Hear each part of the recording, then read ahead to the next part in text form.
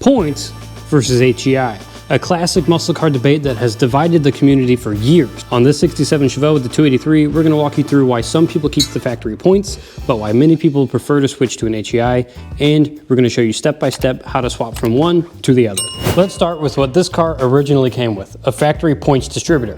And while it is outdated, there are some pros. The first of which is that it is period correct and it is original to the car. It's also mechanically simple and replacement parts are cheap and easy to find. So while a points distributor is still a viable option, there are plenty of cons. Points tend to wear over time and need regular adjustment. Spark tends to be weaker at higher RPM. Timing can drift as parts wear, and condensers are a common failure point.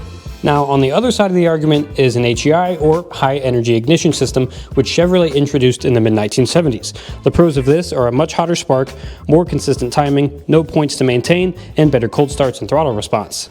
But there are cons to this as well for certain people, especially if you're trying to keep your car factory original. This 67 Chevy did not come factory with an HEI, which means there are some wiring changes required in order to use it, and the cap is also larger, so there could be fitment issues on some cars. Before we start, here's what you're going to need to put an HEI on your small block Chevy. First things first, obviously you're going to need an HEI for your small block Chevy. That's probably the most important part of this entire process. You're also going to need HEI plug wires, which Russell is currently making over here on the table.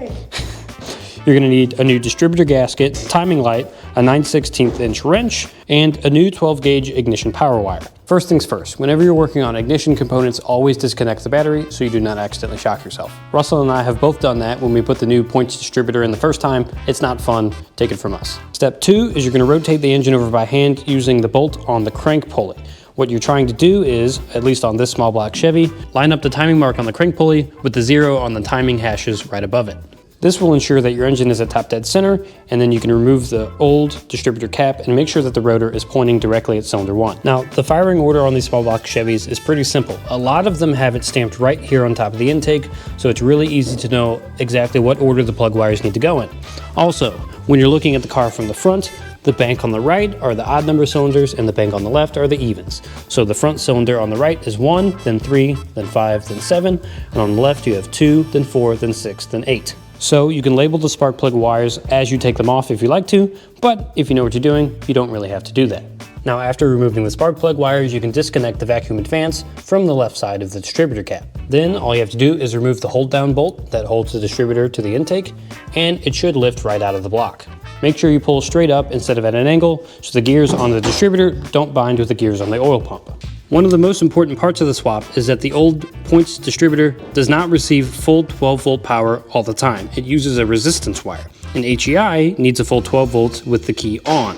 To fix this and make sure that your HEI is wired correctly, there are two main ways to make sure that it has 12 volt power all the time. The first way is to run a new 12 gauge wire from the positive battery terminal through an inline fuse directly to the HEI's BAT terminal that's labeled on top of the cap. Another way is to give it 12 volts only when the key is on. To do this, find the main ignition wire, often pink or red, at the base of the steering column that provides full 12 volts when the key is on. Tap into this and run your new 12 gauge wire to the HEI's BAT terminal. Now, like I said earlier, HEI distributor caps are much larger than the old point style, partially because the coil is attached to the cap itself right on top.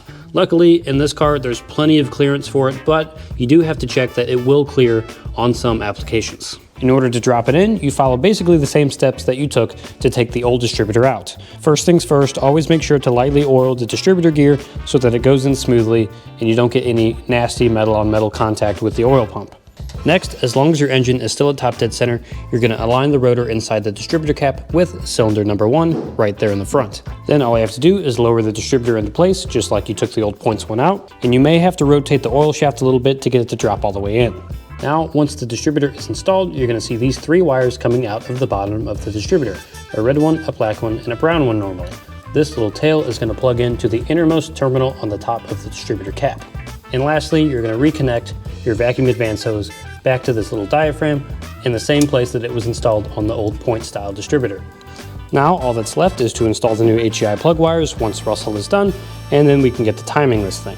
You want to set the initial timing between 8 and 12 degrees before top dead center, and then tighten the hold down screw on the distributor. It's important to note that on the inside of an HEI distributor, mechanical advance is controlled by 3 main components: advance weights, advance springs, and a center cam / advance slots. The advanced weights determine how much total timing the distributor can add as the car reaches higher RPMs. This is different from advanced springs. Even if you change advanced springs, the total timing advance stays the same. While the weights can add more or less timing, the springs just determine when that timing happens. With a lighter advanced spring, timing is going to come in earlier at a lower RPM and typically give you a better throttle response. But it can cause detonation if it's too aggressive, which can cause a problem. With a heavier spring, timing is going to come in later and is usually smoother for stock engines and safer for lower octane fuels. Most HEI kits come with 2 to 3 different spring weights that you can mix and match for different combinations. And online or in the distributor box, there's usually different timing graphs that you can look at so that you know exactly how much timing and when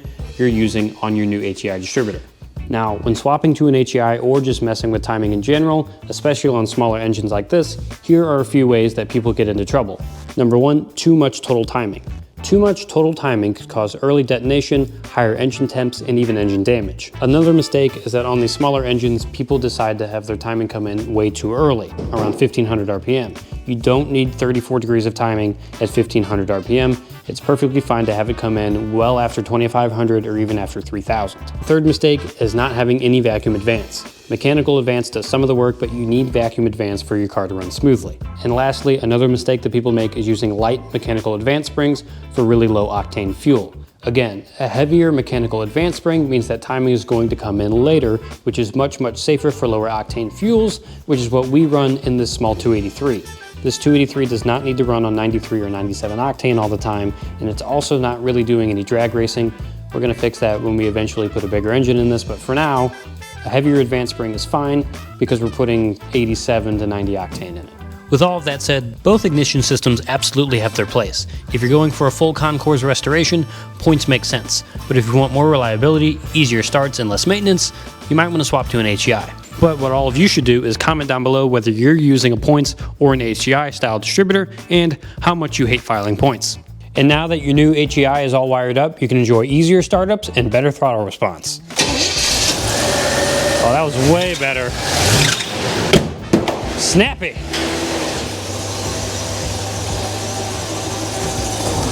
The plug wires are still on the trunk. Oh, that's funny. It sounds so much better though.